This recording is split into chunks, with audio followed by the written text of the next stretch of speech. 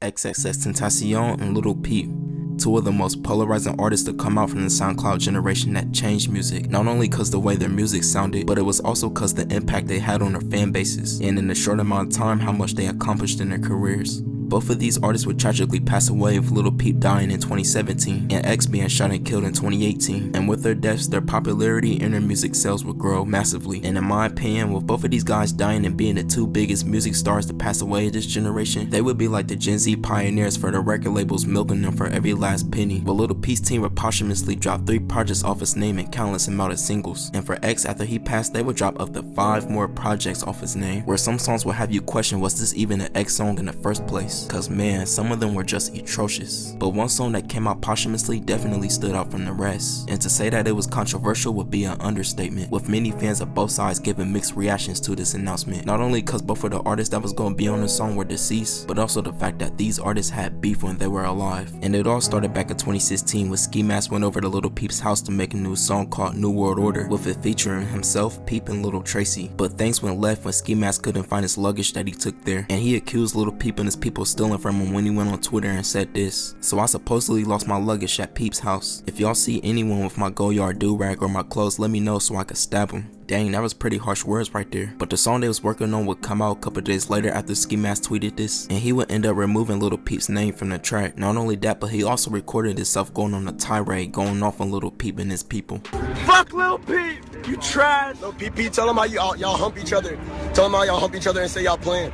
Tell him how y'all sniff ketamine. Tell him how y'all sniff ketamine and do heroin. And after that video, basically everything would be quiet, at least publicly, cause it wouldn't take till LIL PEEP passing away on November 15, 2017, where X would post on his Instagram story saying, "We didn't get along, but man, it hurts to see you pass so early. You deserve to live longer. Rest in peace, LIL PEEP." Lil Peep, a rapper who was up and coming, he's only 21 years old, but was very popular with a lot of people in the music industry, was found dead on his tour bus in Tucson Wednesday night. Old. Just 21. So ironically enough, the day LIL PEEP died, a lot of people found out him and X didn't get along, and for a while it puzzled a lot of fans why they would have animosity towards each other. But about 4 months later, in March 2018, X would reveal why he had past issues with LIL PEEP, and it was basically due to his loyalty to Ski Mask, and it wasn't really anything personal. Ski had beef with LIL PEEP back in the day, and that's why I had never I never co-signed him, I never talked to him, I would never do anything with him.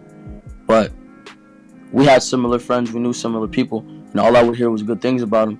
But due to my loyalty to Ski, I would not fuck with, bro. Now tragically, on June 18, 2018, X was shot and killed in a robbery, where he would pass away at the young age of 20, leaving many fans and people in general shell-shocked about this, especially to the ones that was in the SoundCloud scene who had love for both Peep and X, cause in the span of 7 months, both artists wouldn't be here no more. Now, a couple months after X died, both of their teams would come together to announce a collab song called Falling Down, where this announcement came for a lot of backlash, not only from LIL PEEP and X fans, but also the people in their circle too. And a guy that was a close friend and affiliate of LIL PEEP by the name of Fish Narco had this to say: "Peep never heard the XXX feature because it didn't get made until after he was gone. He explicitly rejected XXX for his abuse of women. He spent time and money getting XXX's songs removed from his Spotify playlist and wouldn't have co-signed that song. Don't listen to it. Shit is people trying to make money off of him.